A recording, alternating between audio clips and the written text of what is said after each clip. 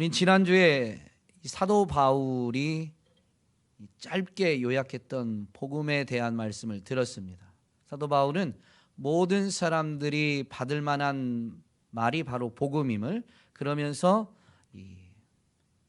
그리스도 예수께서 죄인을 구원하시려고 세상에 임하셨다라는 것으로 복음을 좀 요약해서 가르쳐 주었고, 우리는 그 말씀을 되새기면서 그가 선언한 대로 이 복음이야말로 모든 사람들에게 필요한 것인데, 왜냐하면 모든 사람이 죄인이기 때문임을, 그러므로 우리가 죄인이다라는 것을 잊어버릴 때에는 복음의 능력을 온전히 누릴 수 없음을 되새기면서 우리는 연약한 죄인인 존재일 뿐임을, 우리를 구원하기 위해 오신 예수님을 늘 필요로 하고 늘 의지해야 됨을 되새겼습니다.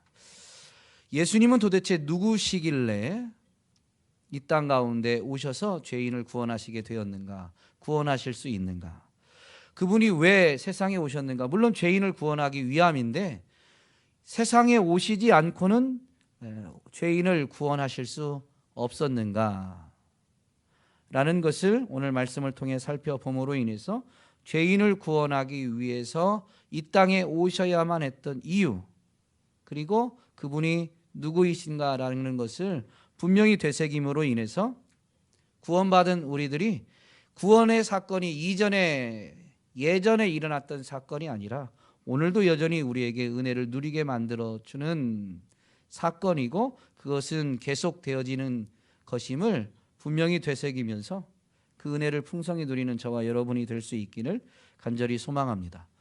오늘 본문에서 예수님을 어떻게 소개하냐면 육신이 되어 우리 가운데 거하시는 말씀으로 소개하고 있으며, 사실 요한복음 1장 앞부분을 읽지 않았지만 사도 요한은 그 말씀은 곧 하나님이심을 분명히 선언하고 있죠. 그러니 예수님은 육신이 되어 우리 가운데 거하시는 하나님, 말씀이신 하나님이다 라고 소개하고 있는 것입니다. 예수님이 육신을 입으셨기 때문에 육신이 되어서 우리 가운데 거하게 되셨다라는 것이죠. 거하시다라는 이 거하심에로 번역된 이 헬라어는 에스케노센이라는 단어입니다. 이 에스케노센이라는 헬라어를 우리말로 번역하다 보니까 거하심에라고 되어 있는데요, 이 에스케노센이라는 단어는 스케노라는 동사의 부정과거형입니다. 영어에 보면 이게 시제라는 게 있잖아요. 헬라어도 시제가 있는데 부정과거 시제입니다. 스케노라는 동사의 부정과거형, 부정과거 시제입니다. 이 부정과거, 헬라어에서 부정과거형은 단회적이고 일시적인 사건을 묘사할 때 쓰이는 시제입니다. 그러니 말씀이신 하나님이 우리 가운데 거하신, 육신을 입어서 우리 가운데 거하신 것은 역사 가운데 단 한 번 있는 단회적 사건이며, 그것도 또한 시간으로 보면 영원하게 지속되는 게 아니라 육신을 입어서 우리 가운데 거하시는 것은 일시적인 사건이다라는 의미입니다. 그러면 여러분, 하나님이 지금 여러분과 함께 하시지 않으세요?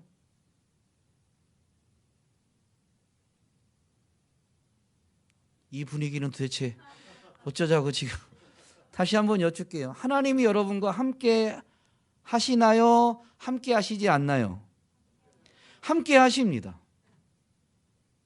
하나님이 우리와 함께 하시는데 그 하나님이 육신을 입어서 우리 가운데 거하신다라는 것은 도대체 무슨 의미일까요? 그분이 육신을 입지 않은 지금, 이제 육신을 어떻게 보면 벗으신 거잖아요. 하나님이 일시적으로 단회적으로 역사 가운데에서는 단 한 번 사람의 몸을 입고 우리 가운데 거하셨는데, 몸을 입지 않은 그분은 우리와 함께 하시지 않느냐? 아니요, 여전히 우리와 함께 하십니다. 그것은 이 스케노라는 단어의 시제만이 아니라 의미 또한 되새겨 보면 알 수가 있는데, 스케노라는 단어의 의미는 원래 천막을 세우다, 천막에 살다라는 뜻을 갖고 있습니다. 예수님이 우리 가운데에서 그 육신을 입으신 것은 곧 이 천막을 세우고 천막에 사는 것과 같은 것이죠. 이것은 이 이스라엘 백성들, 애굽에서 건진받은 이스라엘 백성들과 하나님이 언약을 맺으시고 난 다음에 그들에게 그들의 하나님이 되심을, 그들 가운데 거하심을 나타내기 위해서 모세를 통해서 성막을 건설하라 라는 명령을 주셨고, 성막을 건설하게 된 다음에 이스라엘 백성들은 성막을 중심으로 광야를 통과하며 약속의 땅에 들어가게 되죠. 이 성막이 하나님이 거하시는 처소 자체는 아니지만 이스라엘 백성은 성막을 통해서 하나님이 여기 계시다라는 것을 볼 수 있었고, 그리고 하나님이 여기 계심을, 그 은혜를 누릴 수가 있었던 것입니다.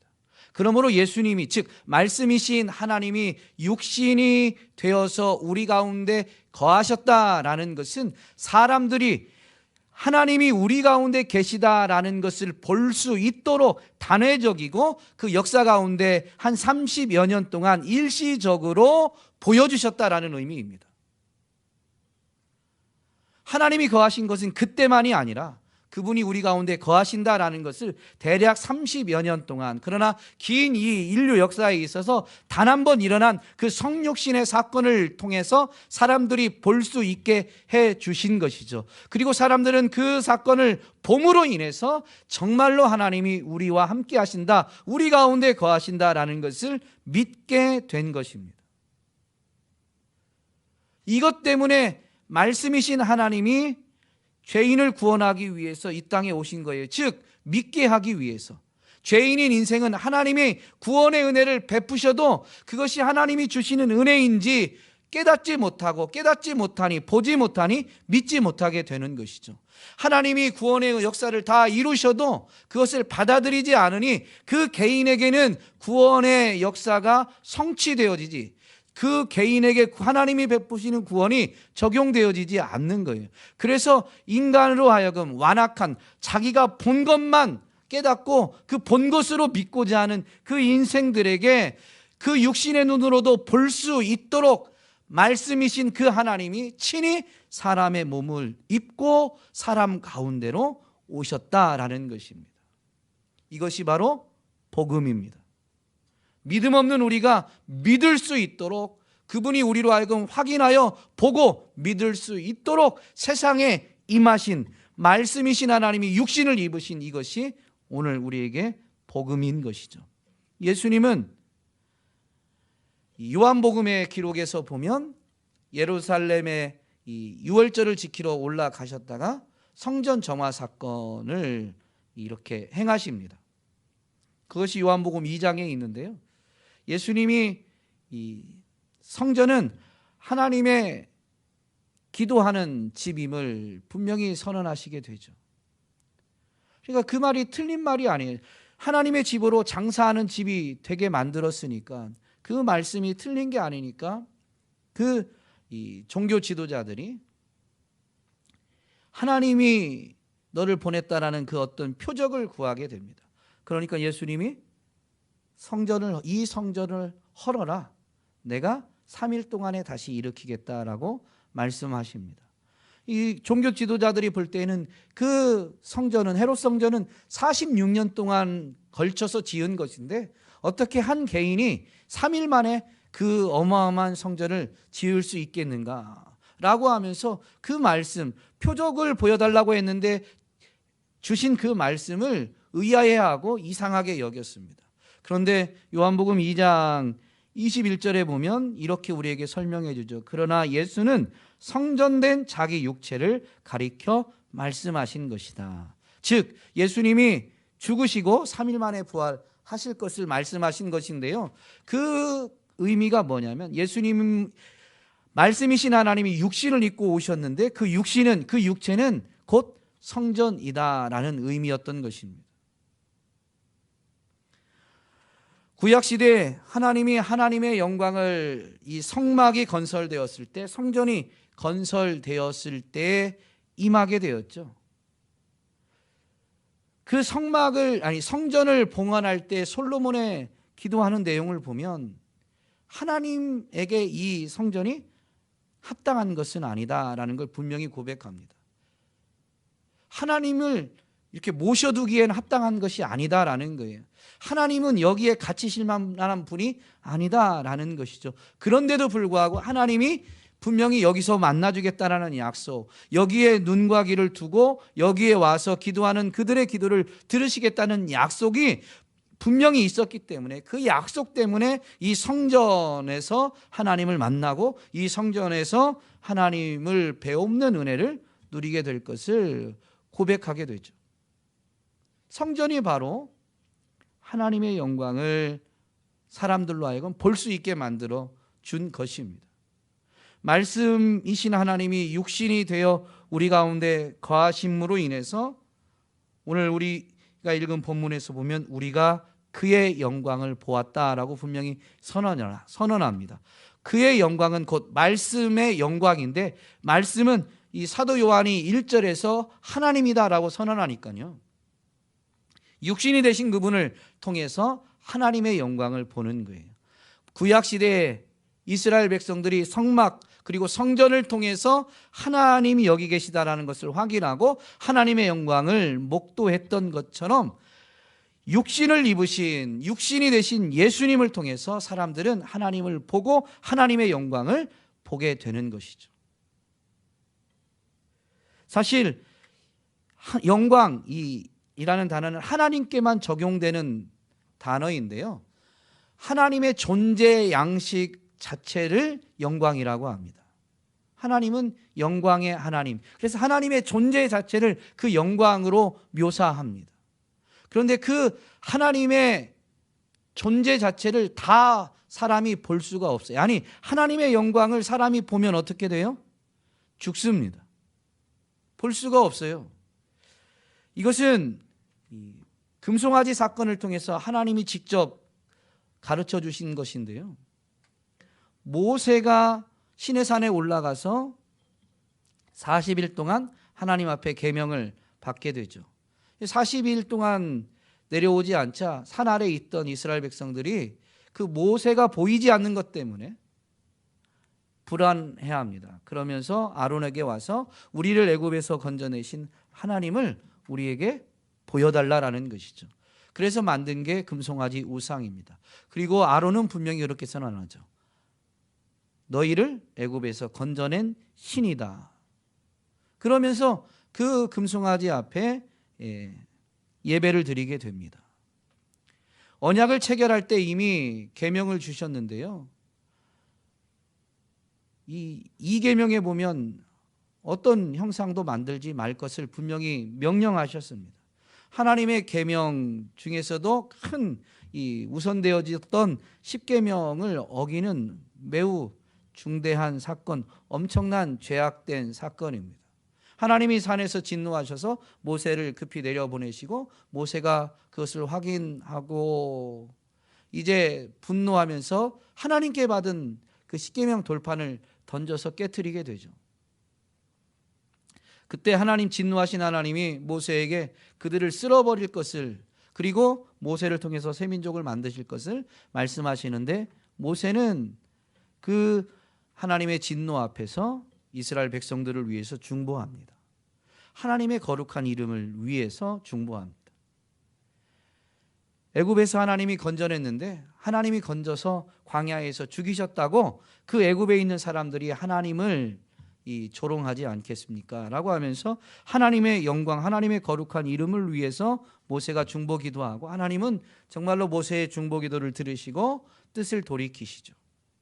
그러면서 모세에게 너는 내게 은총을 입은 자다라고 분명히 하나님이 선언해 주십니다. 그러자 모세가 그 하나님 앞에 주의 영광을 제가 보게 해주세요라고 이렇게 간청했습니다.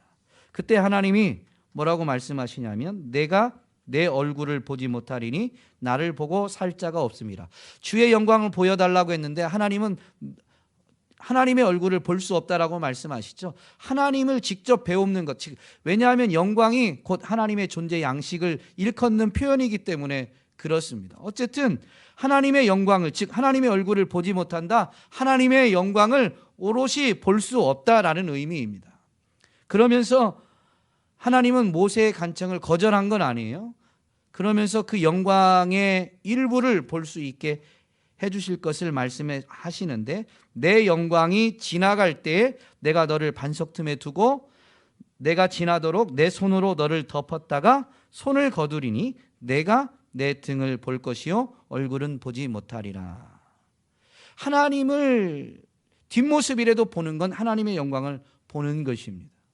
그런데 전면에서 그 하나님의 영광을 보고는 살 수 없으니까 주의 영광을 보게 해달라고 요청한 모세에게 하나님이 보여주시긴 하시는데, 뒷모습을 보듯 지나간 후에, 하나님의 영광이 지나간 후에 그 하나님의 영광을 일부 보게 될 것을 말씀해 주신 것이죠.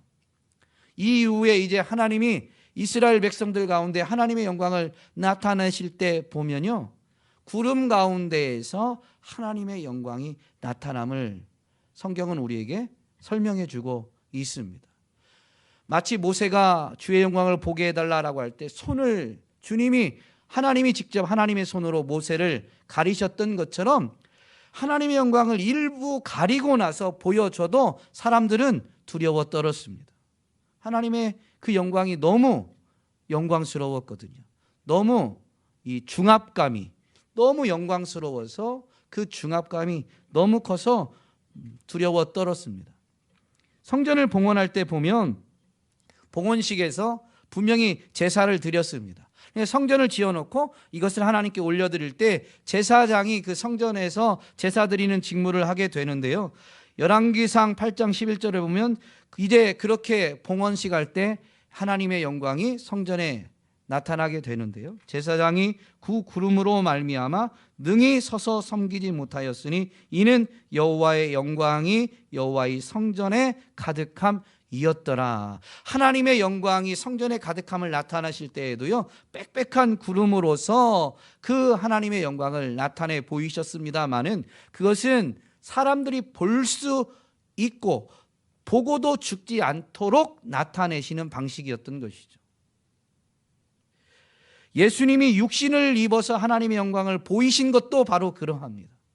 육신을 입으셨지만 사실 그분은 어떤 분이라고요? 말씀이신 하나님이십니다. 그러므로 그분이 영광을 나타낼 때에는 하나님의 영광을 나타내시는데요, 육신을 입고 그 하나님의 영광을 나타내심으로 인해서 육신을 입은 사람들이 확인할 수, 자신들의 눈으로 볼 수 있게 나타내 주신 것인데, 그것은 보고 죽지 않을 만큼 완전한 하나님의 영광에서는 어떻게 보면 일부 가려진 채 나타내신 하나님의 영광인 것입니다.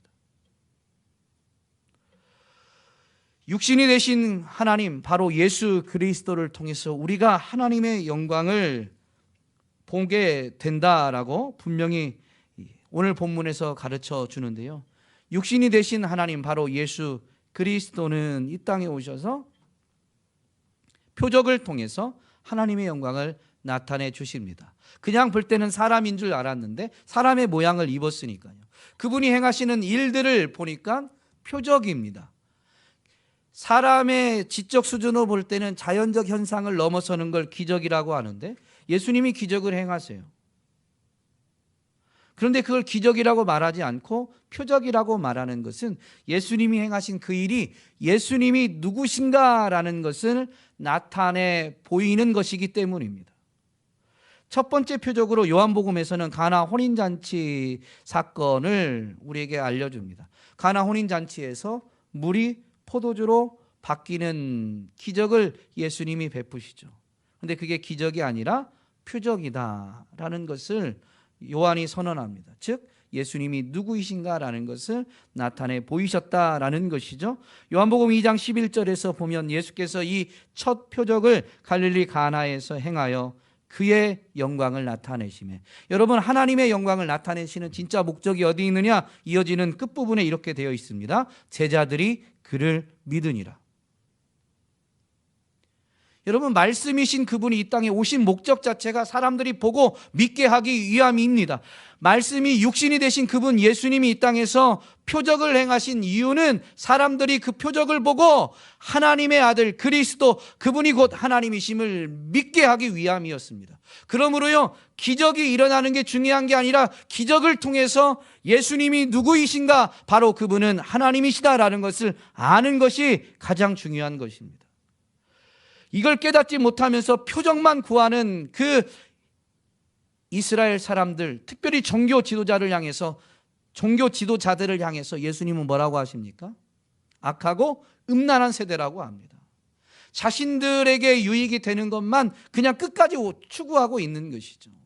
그게 아니라 하나님이 지금 오셔서 여기 하나님이 계시다라는 것을 그 표적을 통해서 나타내 보이셨다면 자기들의 원함, 자기들의 기준, 이걸 다 내려놓고 이제 그들이 하나님께 나와야 합당한 것이죠.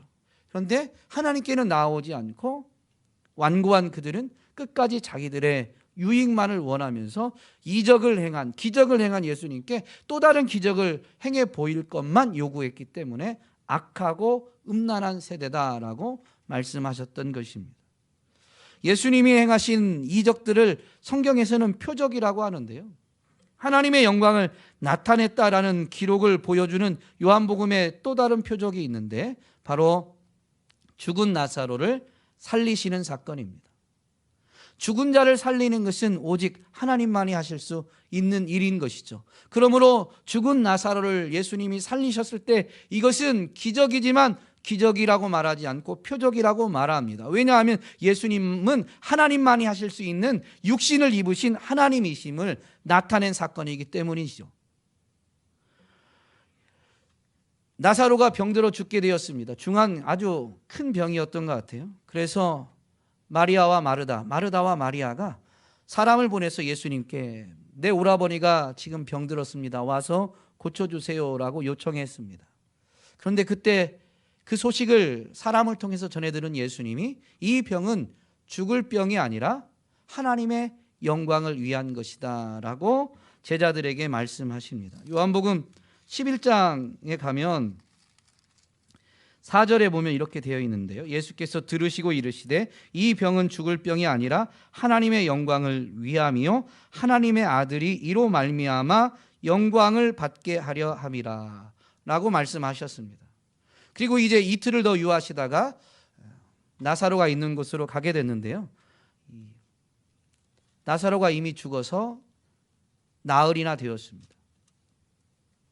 슬퍼하는 그들에게 예수님이 믿기만 하면 하나님의 영광을 볼 것을 말씀하십니다. 그러면서 예수님이 누구이신지를 분명히 계시하시죠. 나는 부활이요 생명이니 나를 믿는 자는 죽어도 살 것이다 라고 분명히 말씀하십니다. 그리고 나서 이제 무덤에 가시는데요, 무덤에 이르러서 무덤을 막아놓은 그 돌문을 열라, 돌문을 옮겨놓으라 라고 말씀하시는데 그때 마르다가 예수님의 앞을 가로막으면서 이미 죽은 지 나흘이 되어서 시체가 썩는 냄새가 납니다 라고 하면서 돌문을 열려고 하지 않고 이미 냄새도 나서 지금 다시 살아난다는 것은 있을 수 없는, 주님이 부활의 영광으로 나타나실 때에 그때 이 나사로는 부활할 것을 분명히 인정하면서 그렇게 답변했습니다. 그러니까 예수님이 40절에 보면 예수께서 이르시되 내 말이 내가 믿으면 하나님의 영광을 보리라 하지 아니하였느냐 라고 이렇게 말씀하시죠. 그래서 이제 돌을 옮겨놓고 예수님은 하나님 앞에 기도하시고 난 다음에 나사로야 나오라 라고 선포하십니다. 정말로 죽었던 나사로가 살아서 나오게 되죠. 죽은 나사로가 살아나는 것은 하나님의 영광을 보여준 사건입니다. 그 하나님의 영광은 결국 뭐냐면요, 예수님이 사실은 하나님이시다라는 것을 드러내셨다라는 것이죠. 예수님이 하나님이시다라는 것을 드러낸 가장 확실한 표적이 뭘까요? 가장 분명한 표적이 뭘까요? 다른 말로 바꿔서 질문하겠습니다. 여러분이 예수님을 믿고 구원받게 된 가장 확실한 표적이 무엇입니까? 십자가와 부활입니다. 예수님이 행하신 이적들을 표적이라고 말하는 것은 그의 제자들이 그분에 대해서 기록할 때 표현한 것입니다.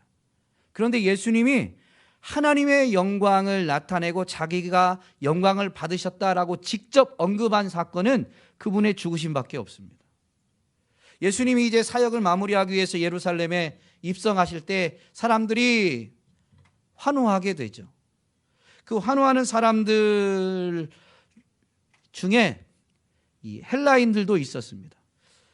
요한복음 12장 20절에 보면 명절에 예배하러 올라온 사람 중에 헬라인 몇이 있는데 그들이 빌립에게 요청해서 우리가 예수를 뵙고자 하나이다 라고 이렇게 요청하게 됩니다. 그래서 빌립이 그들의 말을 듣고 예수님께 이걸 보고하는데요, 예수님이 그때 이렇게 답변하십니다.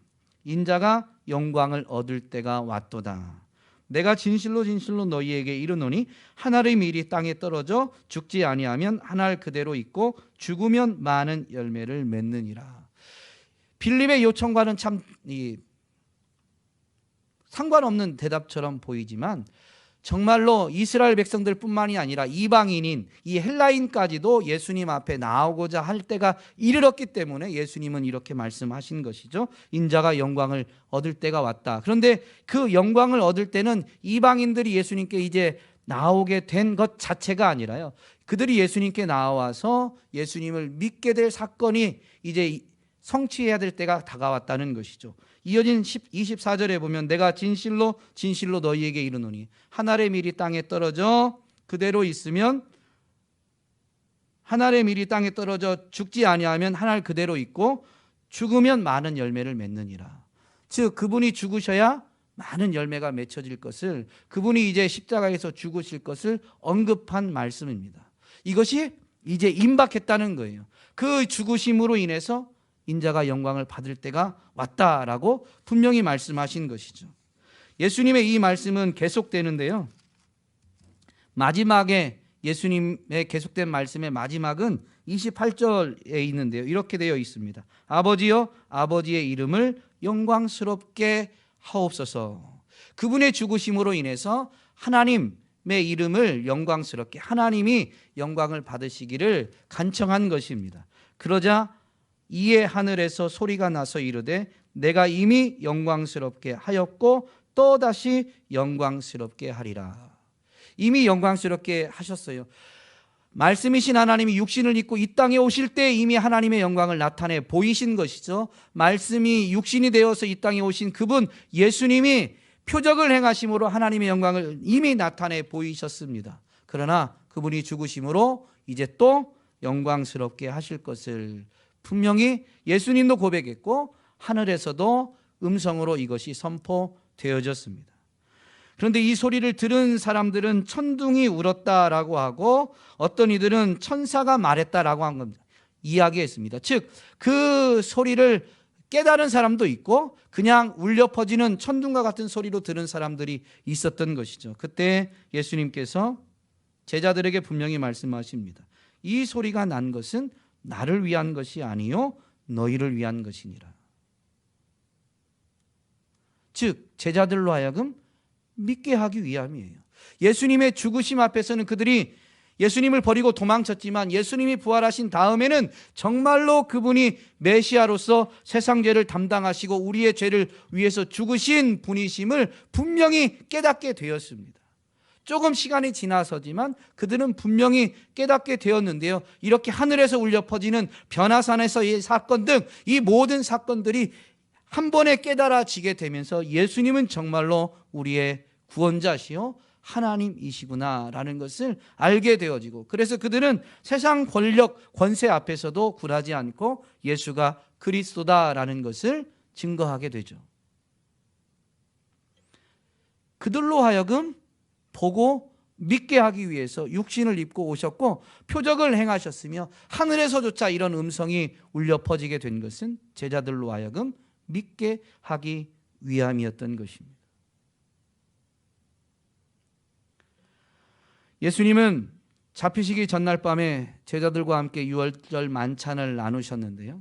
그 만찬의 자리에서 심히 고뇌하시면서 제자들 중 한 명이 자신을 팔 것을 말씀하셨습니다. 그러니까 누가 그럴까 웅성웅성 하는데 베드로가 예수님의 사랑하시는 제자 즉 요한을 말합니다. 그에게 이렇게 눈짓해서 사인을 줘서 물어보게 하죠. 그래서 사도 요한이 누가 이런 일을 행합니까? 라고 묻게 되자 예수님은 내가 떡을 적셔서 주는 그가 이 일을 행할 것이다 라고 말씀해 주셨습니다. 그리고 떡을 적셔서 그것을 가룟 유다에게 주시게 되죠. 그리고 그러면서 말씀하십니다. 가서 네가 하고자 하는 일을 행하라. 그러니까 가룟 유다가 이제 자리를 떠나 뜨게 됩니다. 밖으로 나가게 되죠. 요한복음 13장 31절에는 이렇게 되어 있습니다. 그가 나간 후에 가룟 유다가 나간 후에 예수께서 이르시되 지금 인자가 영광을 받았고 하나님도 인자로 말미암아 영광을 받으셨도다. 가룟 유다의 배신으로 인해서 이제 유대 종교 지도자들 그리고 로마 병정들에게 붙잡히고 십자가에 달려 죽으시게 되는 일이 시작되어진 거예요. 그게 시작되어지는 순간에 이미 인자는 예수님은 영광을 받았고 하나님도 예수님으로 말미암아 영광을 받으셨다라고 그 제자들에게 분명히 선언해 주셨습니다. 하나님의 영광을 나타내고 하나님께 영광 돌린 예수님이 직접 밝히신 사건이 뭐냐면요, 바로 십자가에서의 죽으심입니다. 오늘 우리가 하나님이 우리를 구원하신다라는 것을 무엇을 통해서 깨닫게 되느냐? 바로 예수 그리스도의 십자가를 통해서 깨닫게 되는 것이죠. 물론 이 육신을 입으신 예수님, 하나님이시지만 육신을 입으신 그 예수님이 이 땅에 오신 건 2000여 년 전입니다. 단 한 번 있는 사건이에요. 그리고 한 30여 년 계셨습니다. 한시적, 일시적으로 그분이 육신을 입고 이 땅에서 사역하셨습니다. 그런데 그것은요, 그분이 우리와 함께 하신다라는 것을 사람들로 하여금 보고 믿게 하기 위함이었습니다. 그리고 오늘날은 누구든지 예수님을 믿기만 하면 하나님이 정말로 나와 함께 하신다라는 것을 체험하게 되죠. 그리고 그 은혜를 누리게 되어 있습니다. 왜냐하면 그분은 육신을 입으셨지만 그분의 본질은 뭐냐면 말씀이신 하나님이기 때문입니다.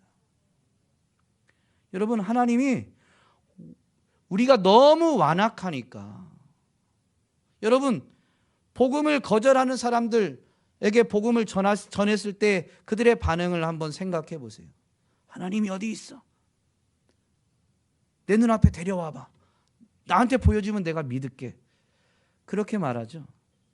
우리가 그렇게 하나님 앞에 소리치진 않았지만요, 우리도 그들과 다르지 않았어요. 그래서 하나님이 우리로 하여금 보고 믿게 하기 위해서 친히 사람의 몸을 입으셨고, 사람의 몸을 입으시면서 그분이 곧 하나님이시다라는 것을 표적과 기사를 통해서 나타내 보이시면서 십자가에서 자신의 생명을 내어주시는 이 표적을 통해서 하나님이 우리를 얼마나 사랑하시는가라는 것을 보여주셨습니다. 우리는 보고야 믿어요.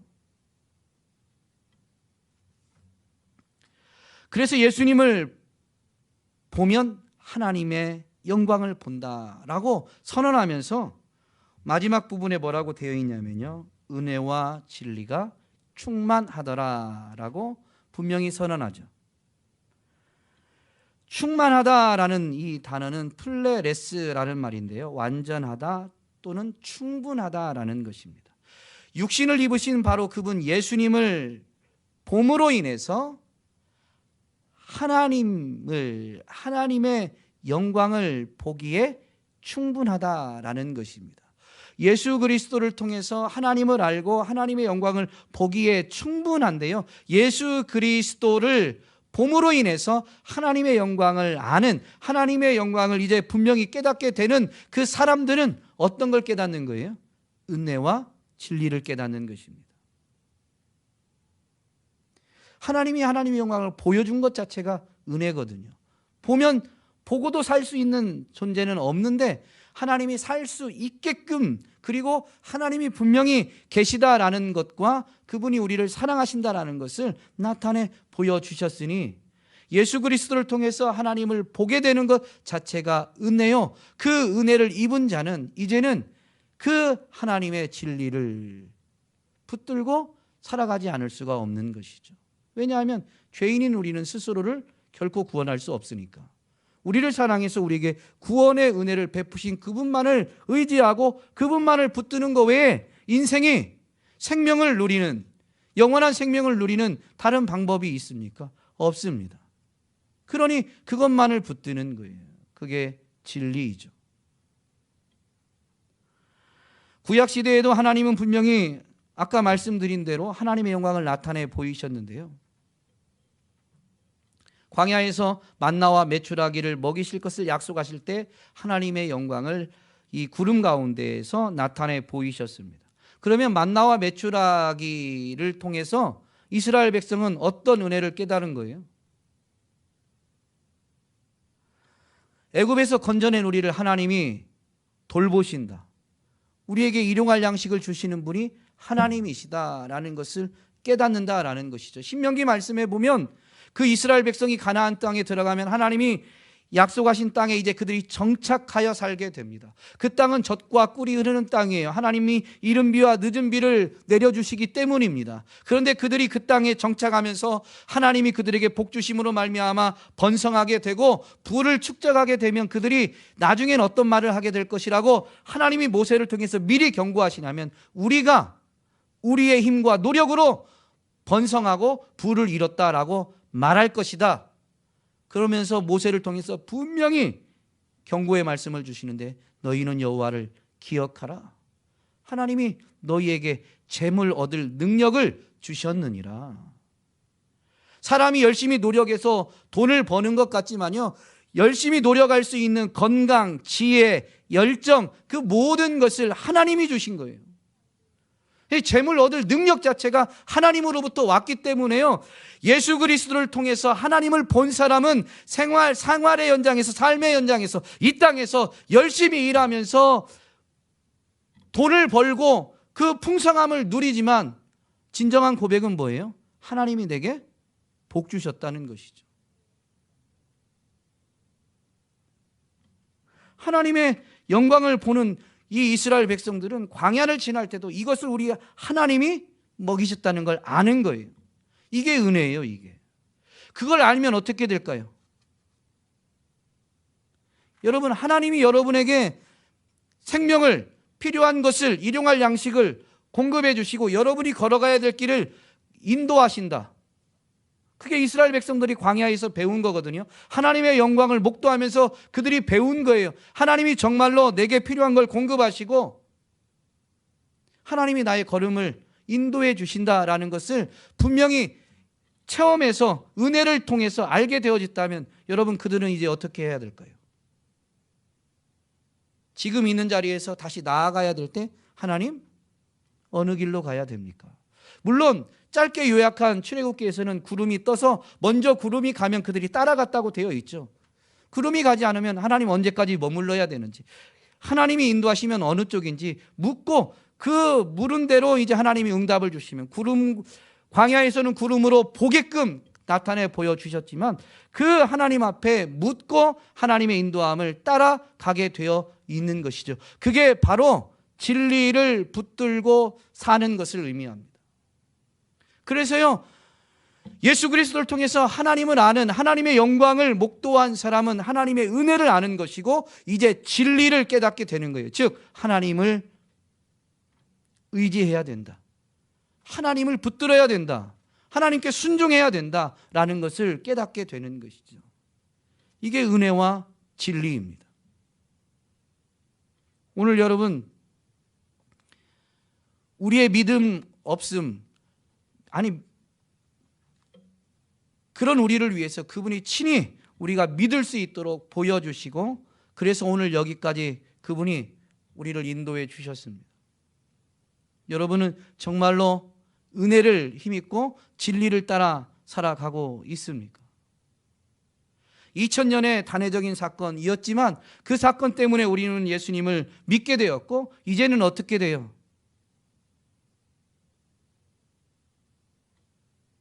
그분이 우리 가운데 계신다라는 것을 말씀을 통해서 확인하게 되죠. 2000년 전에는 육신을 입었지만 그분은, 예수님은 본래가 어떤 분이시라고요? 말씀이신 하나님. 그래서 2000년이 지난 지금 우리는 2000년에 보여주었던 그 분명한 사건을 보고 그분을 믿게 되지만, 그분이 오늘 나와 함께 하신다라는 것을 오늘 여기에서는 어떻게 누리느냐? 그분의 말씀, 말씀이신 그분 말씀을 통해서 그분이 나와 함께 하신다, 우리 가운데 거하신다. 우리 가운데 거하시는 그분이 오늘 내게 일용할 양식을 공급해 주시고, 나를 보호해 주시고, 내가 걸어가야 될 길을 가르쳐 주시고, 나의 걸음걸음을 인도해 주신다라는 것을 분명히 붙드는 은혜와 진리를 따라 사는 삶을 살게 해 주시는 것이죠.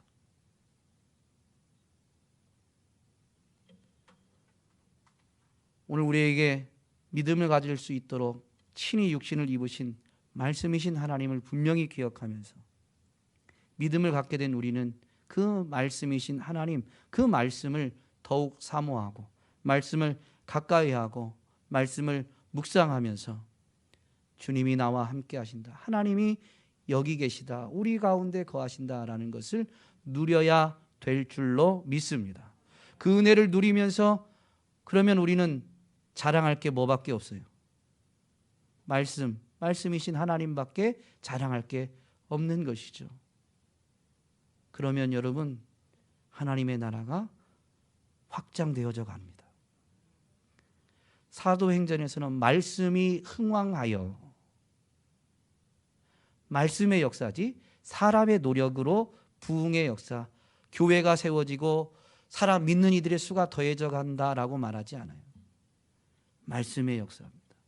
오늘 저와 여러분이 말씀이신 하나님으로 말미암아 임마누엘의 은혜를 누리며 말씀만을 자랑할 수 있게 되기를 주님의 이름으로 축복합니다.